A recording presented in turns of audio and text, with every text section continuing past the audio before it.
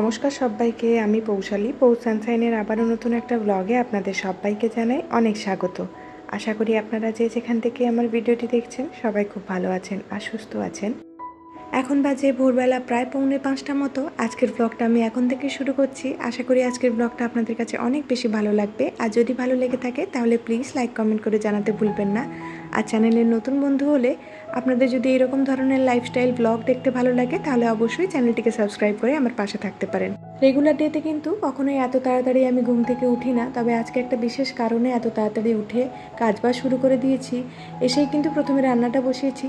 কাল রাতেই অনেকটা রান্নার প্রিপারেশন করে রেখেছিলাম, এই যেমন আলুটা কেটে রাখা, কিছুটা সবজি বানিয়ে রাখা বা মশলা কষে রাখা, এইসব করে রেখে দিয়েছিলাম।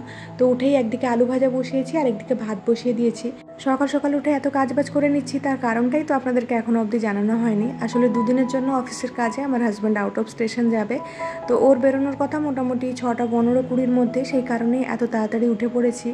আর যেহেতু সকাল সকাল উঠে রান্নাবান্না করতে হবে তাই একটু কাল রাত থেকেই প্রিপারেশন করে রেখেছিলাম, যাতে সকালে উঠে কোনো রকম হুড়োতাড়ি না হয়। যেহেতু ট্রেনের একটা জার্নি রয়েছে, খাওয়ার দাওয়ারও কিছুটা বানিয়ে দিতে হবে, সেটারও প্রিপারেশন করে রেখেছি। ট্রেনের জন্য একটুখানি ছোলা ছাতুর পরোটা দেবো ভেবেছি। তো ওদিকে রান্নাটা বসিয়ে দিয়েছি, তারপরে কিন্তু ঘরটা ঝাড়ু দিয়ে নিলাম। এখনও দেখুন বাইরে অন্ধকার রয়েছে, মানে আলো বেরোয়নি এখনও অবধি, তাই ভাবছি বাইরেরটা একটুখানি পরে ঝাড়ু দেবো, ঝটপট করে রান্নার কাজটা এগিয়ে নিই। কারণ আমি যেহেতু বিছানা ছেড়ে দিয়েছি, মেয়ে যে কোনো মুহূর্তে ঘুম থেকে উঠে পড়তে পারে, তো সেই কারণে ভাবছি এই সমস্ত কাজগুলো এগিয়ে রাখি, ওই কাজগুলো তো পরে করলেও হবে। তো এদিকে কিন্তু আলু ভাজাটা হয়ে গিয়েছে, এবারে ওই কড়াইতে আমি একটুখানি ডালটা ফুটিয়ে নেব। কাল রাতেই পুরো ডালটা রেডি করে রেখেছিলাম, এখন শুধু একটুখানি গরম করে নেব। আর এই সমস্ত কাজের ফাঁকেই কিন্তু মেয়েও ঘুম থেকে উঠে পড়েছিল। কিছুক্ষণ গিয়ে ওর পাশে শুয়েছিলাম, ওকে আবারও ঘুম পাড়ানোর চেষ্টা করছিলাম, দেখলাম কিছুতেই আমাকে ছাড়ছে না। অগত্যা ওকে ঘুম থেকে উঠিয়ে কিন্তু আমাকে এই সমস্ত কাজে আবার লাগতে হয়েছে। আর ওদিকে কিন্তু এতক্ষণে হাজব্যান্ডও ঘুম থেকে উঠে পড়েছে, মেয়েকে একটুখানি রেখেছে, মানে ওর মনটা একটু ভালো রেখেছে। এত চেঁচামেচি করছিল, এত সকালে তো ঘুম থেকে ওঠারও অভ্যেস নেই, তাই উঠেই না ভীষণ চেঁচামেচি করছিল, তো ওকে একটুখানি শান্ত করাচ্ছে। আর এদিকে কিন্তু আমি রান্নাটাও সেরে ফেলেছি। কালকে রাতেই আমি কাঁচকলার কোফতা বানিয়ে রেখেছিলাম, সেটার একটা গ্রেভি বানিয়ে নিলাম, আর ডাল আর তার সাথে আলু ভাজা।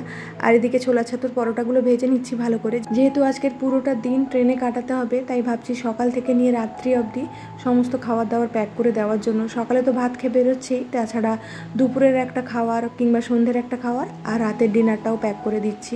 বিশেষ করে এই ট্রেনের জার্নিতে কিন্তু কখনোই আমরা বাইরের খাবার খেতে একদমই পছন্দ করি না, যতটা সম্ভব বাড়ি থেকেই খাবার ক্যারি করার চেষ্টা করি। তাছাড়া যেদিনে ফিরবে সেদিনে তো উপায় নেই, সেদিনে কিন্তু ট্রেনের খাবারই খেতে হবে। তাই আজকে যখন বাড়ি থেকে যাচ্ছে তাই ভাবলাম একদম সব কিছু বাড়ি থেকেই প্যাক করে দিই। আর এদিকে কিন্তু বাইরেরটাও ভালো করে ঝাড়ু দেওয়া হয়ে গেল। মেয়ে যেহেতু এখন মুডটা ভালো রয়েছে, তাই ভাবছি ঝটপট করে কাজগুলো সেরে নিই। হাজব্যান্ড তো একটু পরে বেরিয়ে যাবে, তখন কিন্তু আবার মেয়েকে নিয়ে রেস্ট নিতে পারবো। আর এদিকে কিন্তু আমি ঘরটাও ভালো করে মুছে নিচ্ছি। তো হাজব্যান্ড গিয়েছে ওদিকে পুজো করতে, মেয়ে কিন্তু একদমই নিচে নামতে চাইছিল না, আর তাই অগত্যা ওকে কোলে নিয়ে এদিকের কাজগুলো সেরে নিচ্ছি। আগের ভিডিওতে কয়েকজন দিদিভাই আমার মেয়ের ভালো নাম জানতে চেয়েছিলে, তো আমার মেয়ের ভালো নাম হলো শ্রীনিকা। তো ওকে সবাই কিন্তু শ্রী বলেই ডাকে বেশিরভাগ, তবে আমি বাড়িতে কিন্তু বিভিন্ন নামে ডেকে থাকি। আমি ওকে কখনোই শ্রীনিকা বা শ্রী নামে ডাকি না, কখনো মাম্মাম বা কখনো মামাই, এছাড়া চুটুর পুটুর যা ইচ্ছে হয় সেই নামেই ডাকতে থাকি আর কি। তো ও কিন্তু শ্রীনিকা নামের সাথে এখনও খুব একটা বেশি পরিচিত হয়নি, তো ওকে আমি মাম্মা বলে ডাকি, ও মাম্মা ডাকেই বেশিরভাগ সাড়া দেয় দেখেছি। তো যাই হোক, আমার মেয়ের এই নামটা কেমন লেগেছে অবশ্যই জানাবেন আপনারা। হাজব্যান্ডের এই অফিস ট্রিপের ব্যাপারটা না অনেক শর্ট টাইম পিরিয়ডের মধ্যে জানতে পেরেছি, তো হাতে একদমই সময় ছিল না। তো কালকে রাতে আমি অনেকটা রাত জেগে জেগে এই সমস্ত কাজবাজগুলো করেছি, রান্নারও কাজগুলো এগিয়ে রেখেছিলাম, তার সাথে জামা কাপড়গুলোও কিছুটা মানে প্যাক করে রেখে দিয়েছি। তো এখানটায় কিন্তু আমি দুটো জায়গায় জামা কাপড় ফোল্ড করেছি, তো একটা বাড়ি পরার আর একটা অফিসিয়াল জামা কাপড়গুলো রেখেছি। আর এরকম একটা বড় ট্রাভেল পাউচ ব্যাগের মধ্যে সমস্ত এসেন্সিয়াল জিনিসপত্র রেখেছি, যেরকম টুথপেস্ট বা ব্রাশ, তাছাড়া ফেস ওয়াশ, এই ধরনের জিনিসপত্রগুলো এখানটায় রাখা রয়েছে, সাথে কিছু মেডিসিনও দিয়ে দিলাম। এদিকে কিন্তু পরোটাগুলো প্রায় আমার রেডি হয়ে গিয়েছে, এখন এটাকে ফ্যানের তলায় একটুখানি ঠান্ডা করে নিচ্ছি। ফ্যানের স্পিডটাও বাড়িয়ে দিলাম, কারণ হাতে খুব একটা বেশি সময় নেই, একটু পরেই বেরিয়ে যাবে। আলু ভাজাটা একটু বেশি করে করেছিলাম, সেখান থেকে অর্ধেকটা নিয়ে আমি ট্রেনের জন্য রেখে দিলাম, মানে ট্রেনে দেবো বলে রেখে দিলাম। ওটাকে ঠান্ডা করতে রেখে এদিকে কিন্তু ভাতটাও বেড়ে দিচ্ছি, যেহেতু ভাতটা খুব গরম রয়েছে, গরম গরম খেতে কিন্তু অনেকটা সমস্যা হয়, আর সকালবেলা তো খাওয়ার অভ্যেস থাকে না, তাই ভাতটাকে ঠান্ডা করতে দিলাম। আর এদিকে ব্রেডের একটুখানি টোস্ট আর কিছুটা স্যান্ডউইচ এরকম ধরনের ধরনের জিনিসপত্র বানিয়ে দিলাম।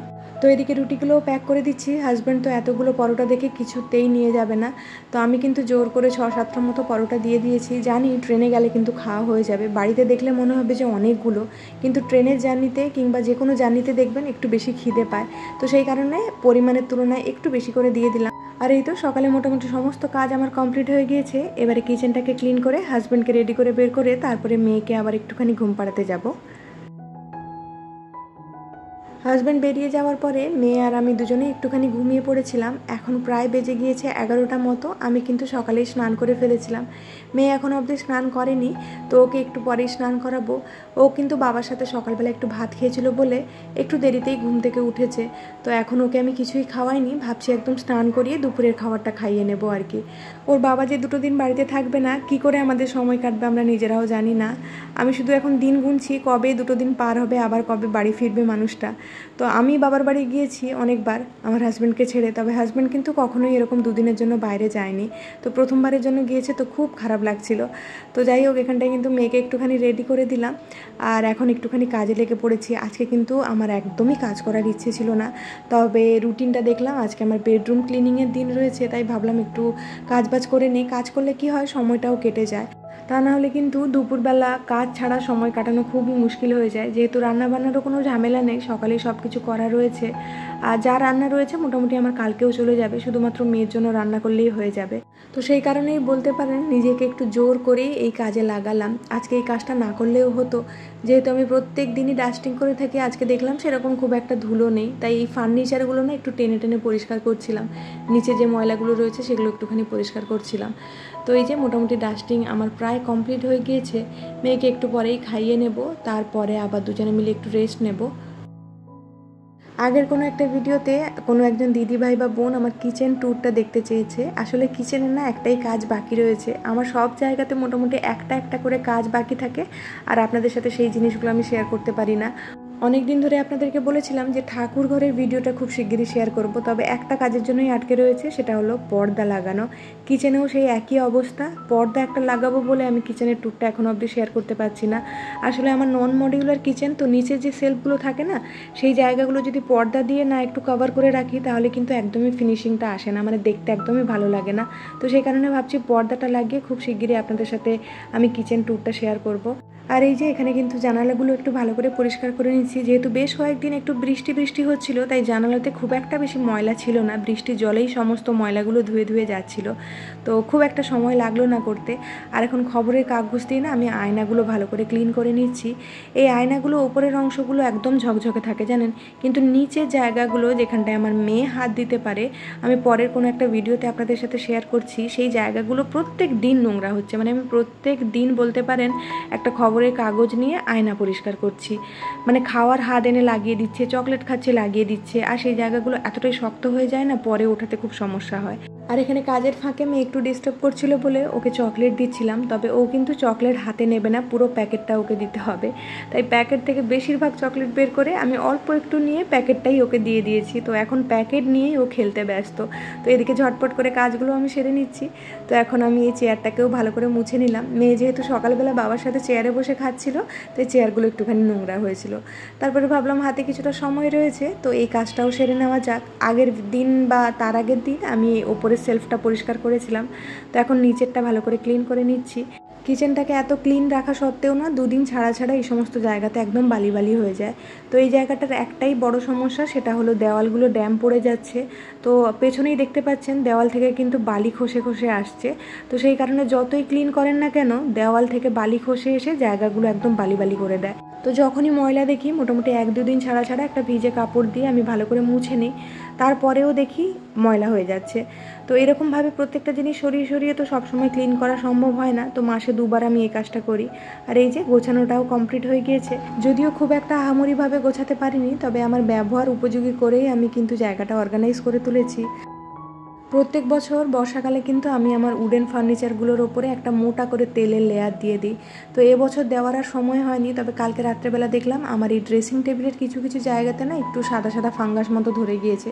তো সকালে সেটা ভালো করে মুছে দিয়েছিলাম, তারপরে এখন একটু তেল লাগিয়ে নিচ্ছি। আজকে তো পুরো ফার্নিচারগুলোতে তেল লাগাতে পারবো না, এগুলোর জন্য একটু সময় লাগে। তো সেই সময়টা এই মুহূর্তে আমার কাছে নেই, তাই যেই যেই জায়গাগুলোতে মোটামুটি সাদা হয়েছিল সেগুলোতে একটু ভালো করে তেল লাগিয়ে দিলাম। এখন আপনাদের সাথে দেখা হচ্ছে আবারও সেই সন্ধেবেলা মেয়ে আর আমি দুজনে মিলে একটু খাবার দাবার খাবো। তো ওর জন্য একটুখানি দুধ নিয়েছি, আর আমার জন্য এদিকে একটু মুড়ি মেখে নিলাম, চানাচুর ছোলা আর তার সাথে একটুখানি সর্ষের তেল। এই কম্বিনেশনটা কিন্তু আমার খুব ভালো লাগে। খাওয়া দাওয়াটা শেষ করে সন্ধেও দিয়ে নিয়েছিলাম। আর আজকে না একটা অমাবস্যা ছিল, তো সেই কারণে ভাবছি বাইরে দুটো প্রদীপ জ্বালাবো। প্রত্যেক অমাবস্যাতে মোটামুটি বাইরে আমি দু সাইডে দুটো করে প্রদীপ জ্বালিয়ে থাকি। তো সবসময় তো মনে থাকে না, যেদিনে করে মনে থাকে সেদিনে করে কিন্তু অবশ্যই আমি প্রদীপ জ্বালাই। তো আমার কাছে তো ওই পেতলের প্রদীপ আর নেই, মাটির দুটো প্রদীপ ছিল, দুটো নতুন মাটির প্রদীপ দিয়ে দুদিকে প্রদীপ জ্বালিয়ে দিলাম। আপনারা কারা অমাবস্যাতে বাড়ির বাইরে প্রদীপ জ্বালান সেটা অবশ্যই জানাবেন আমাকে। সন্ধে দিয়ে সোজা চলে এসেছি কিচেনে রাতে ডিনারটা বানানোর জন্য। আজকে যেহেতু মা মেয়ে দুজনে খাচ্ছি, তাই ভাবলাম একটু পাস্তা বানাই। পাস্তাটা কালকে থেকেই সেদ্ধ করে রেখেছিলাম, কালকে আর বানানো হয়নি, তাই আজকেই বানিয়ে নিচ্ছি। তো আজকে একটু নতুনভাবে পাস্তা বানাচ্ছি। প্রথমে কিন্তু কুমড়ো আর টমেটোকে সেদ্ধ করে নিয়েছিলাম, তার সাথে পনির আর ভিজিয়ে রাখা কয়েকটা কাজু মিশিয়ে ভালো করে একটা পেস্ট বানিয়ে নিয়েছি। আর তার সাথে একটু দুধ দিয়ে পেস্টটাকে একটুখানি লিকুইড বানিয়ে নিয়েছি। তারপরে এদিকে একটু বাটার দিয়ে তার মধ্যে সেদ্ধ করে রাখা পাস্তাটা দিয়ে এই সসটা পুরোটা দিয়ে দিলাম। তো আপনারা চাইলে কিন্তু এর মধ্যে একটুখানি জল দিতে পারেন, যেহেতু আমার পাস্তাটা ফ্রিজে ছিল একদম ঠান্ডা, তাই অল্প একটুখানি জল দিয়ে এটা ফুটিয়ে নিয়েছি। আর আমার পাস্তা কিন্তু একদম রেডি হয়ে গিয়েছে। আর এটা একটা হাই প্রোটিন পাস্তা বলা যেতে পারে। যে কোনো ধরনের সবজি কিন্তু আপনারা চাইলে এই পাস্তার মধ্যে দিয়ে বেবিদেরকে খাইয়ে দিতে পারেন। আর এখন আমরা দুজনে বসে ডিনারটা এনজয় করি। আর আজকের মতো আপনাদের থেকে এখানেই বিদায় নিচ্ছি। খুব শীঘ্রই দেখা হচ্ছে নেক্সট আরেকটি ব্লগে। ততক্ষণের জন্য সবাই খুব ভালো থাকবেন, সবাইকে খুব ভালো রাখবেন আর নিজের যত্ন রাখবেন। টাটা।